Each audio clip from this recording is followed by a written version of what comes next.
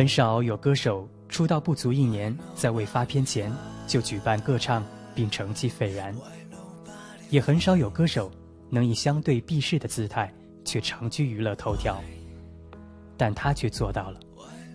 2013年快乐男声的总冠军，别人眼里集呆萌暗黑于一身的火星弟弟，陶醉在自我世界里爱唱无字歌的90后，他就是华晨宇。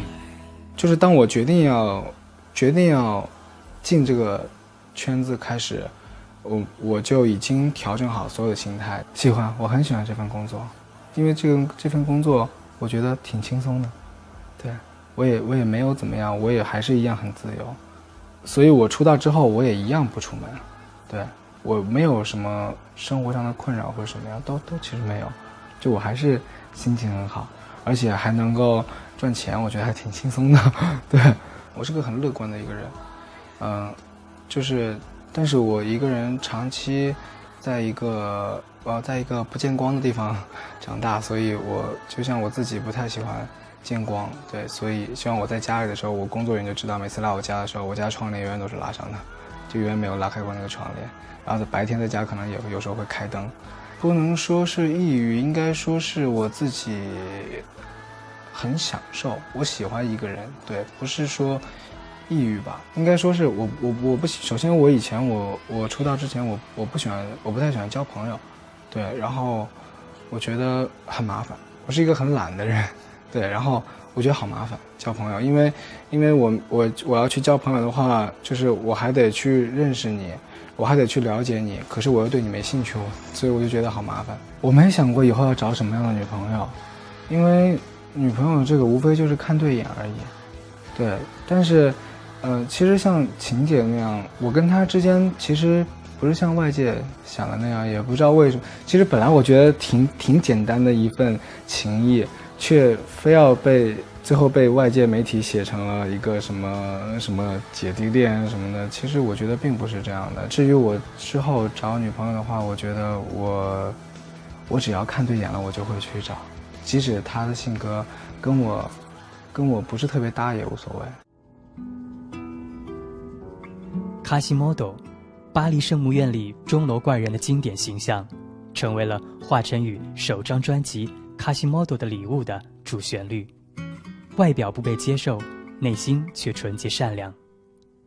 华晨宇从头到尾全程参与制作，除3首原创外，其他歌曲是他在近2万首 demo 小样中仔细筛选出来的。我一开始想的是叫40码，对，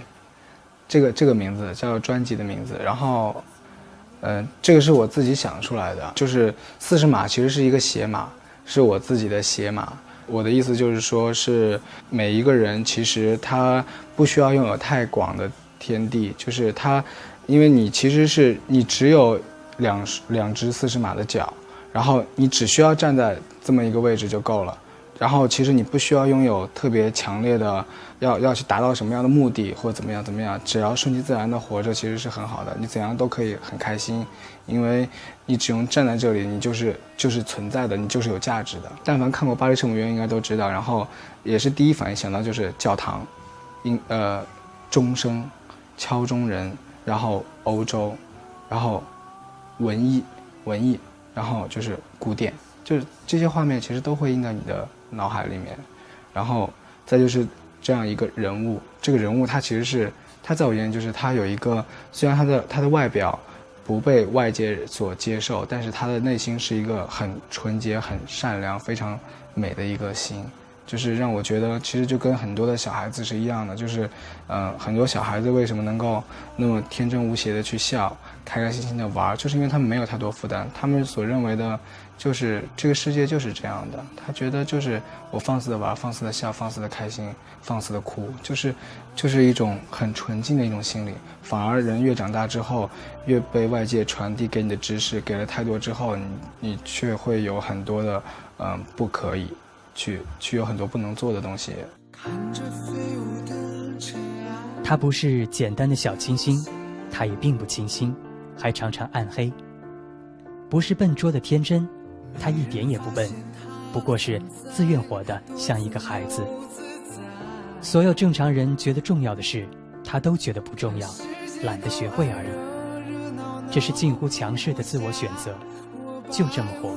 即使跟全世界不一样。因为我从头到尾都没有说过我是火星弟弟，我也没说过我是火星来的。对，所以但是这些标签其实只是为了方便大众记住我。其实我觉得有没有标签对我来说都行，因为外界给我起的标签，比如说呆萌也好，什么暗黑也好，什么黑暗大 boss 也好，什么主唱大人也好，其实这些东西对于我的歌迷来说，他们其实是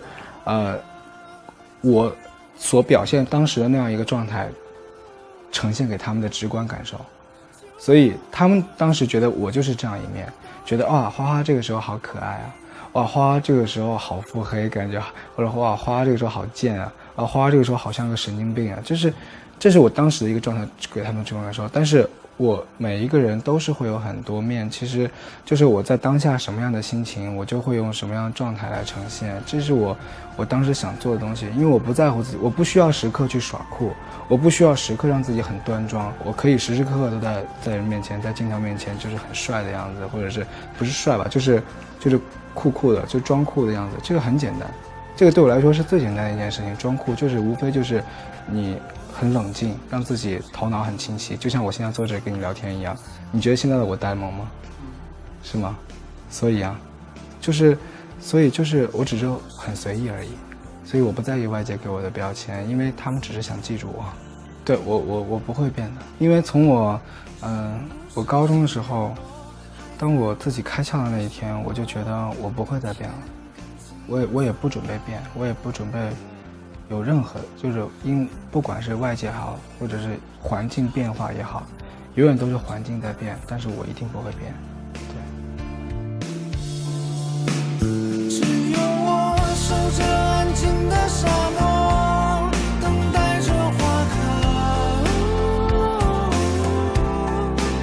只有我看着别人的快乐，竟然会感慨。就让我听着天大的道理，不愿意明白。私下跟镜头对一样的。嘴巴最崇拜 Lady Gaga， 我没有讨厌吃的东西，不一定哎，随意点。